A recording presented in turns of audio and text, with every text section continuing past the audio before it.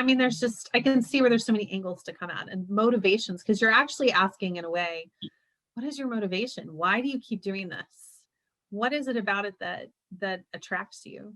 And I think it was, and this is, a personal piece of this pie, but I feel like I definitely, as I've gotten older, need more of that meditative, sensory integrative type of experience in order to stay calm.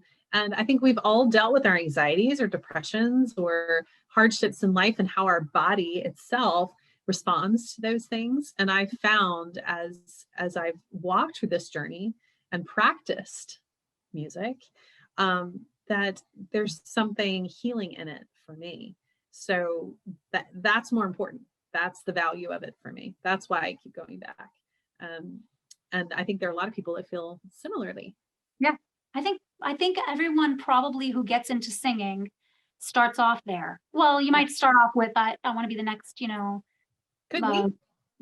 Adele, like you said, it could be that. Yeah. It starts there. And if you continue on with it, it certainly takes on a different role in your life.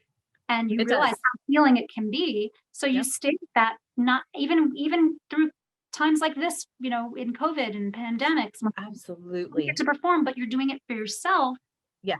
Because you need to feel it. Like you said, it's There's a sensory experience about it. It's not just what you hear, it's about what you feel, and it's about how it affects the water in your body. And if you've ever seen, have you ever seen water on top of a speaker? Mm-hmm. And it's a very symmetrical kind of pattern. Yeah. Mm-hmm. And so if you're 75-80% water, I mean, why wouldn't it work on you? Right. Absolutely. So, yeah. So, and that's something that, if you struggle with a daily voice singing practice, you're that right there should tell you, that is your modality. That's my modality. And this is a reminder for me as well. Mm-hmm. I don't have a daily practice like I used to anyway. I know. I think we all kind of, have our seasons. Sure. Right. I have plenty, but I also I rely a lot on muscle memory too, because I've been doing this for so long. Forever. Yeah. But that doesn't help your stamina. No, it doesn't. I agree. But I mean, aside from building the stamina, think about like the healing benefits of your daily practice.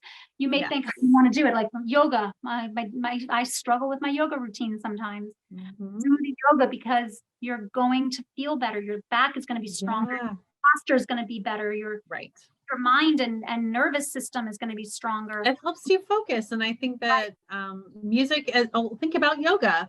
Music is an integral part of that whole practice too. Absolutely. So it's about the connection. It's that sensory experience. And so, I think for me, because I was and still love to pursue that Olympic level of singing. Yeah. I'm not saying that I'm an Olympian still, but I was. But there's something there's a focusing aspect to that. And that's part of that sensory experience for me. Yeah. I'm just going to, as like a side note, a few years back, because I've loved yoga all my life, I had a teacher who said all singers should do yoga. And, I already do yoga. That's great to know, and then as I started to get it more into the professional end of things and working with singers and dancers in shows, what I noticed is almost every singer I know does yoga, but almost every dancer I know does Pilates, right? When you think of this, but think about it really all boils down to the type of breath that you're using. So with yoga, you're breathing outward, right? It's expansive. With Pilates and dancing, it's up and in. Keep everything strong and tight. And so, you tend to go in that direction. Well, a few years back, I thought of getting a certification in yoga, actually. And I'm going to be pursuing it. I'm just going to put it out there right now for the world to hear. Good. Oh my gosh. So there is actually a certification out there for singers yoga. Really? There is, and All right. I have, Send me that email. I will. In fact, Send me that email. I'm going to say it on recording. I'm not going to do something. I'm not going to say something I can't follow through with yet, but I may have an interview with someone that can teach us a little more. Awesome. Yeah. Good. Yeah. So anyway, there are books out there. If you don't want to pursue a certification in it, Right. there are books out there for teachers and for students, and they're, great resources, and they're actually books on how to sing with yoga. And, yoga for singers is actually a book, Yoga for Singing, or there's another one called Vocal Yoga. I forget who the Nice. author. Yeah, definitely send me those resources. I would love to have them. And it's a conversation for another day, but it's a whole nother conversation about how sensory integration affects singers on the stage, because our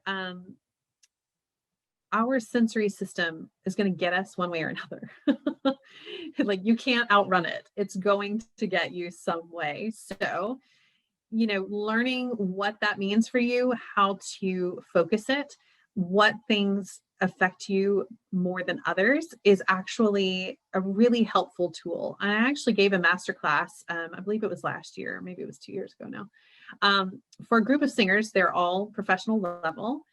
And I went in and assessed, as they were singing, and tried to figure out the core of maybe their sensory response.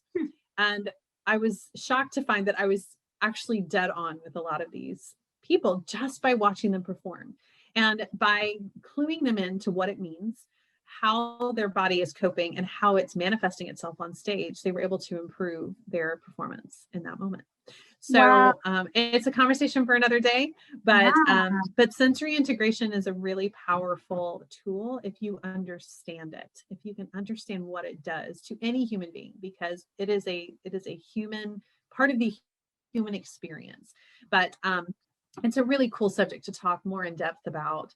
And I think when I discovered it for myself is when I said, I've got to share this, because singers all over the place are wondering why they're having this particular movement, or why am I not able to get this note, or what happens at some point. I know what I'm supposed to do, but why does my body respond this certain way? So it's an interesting subject to explore even further. I would love to explore that a little bit.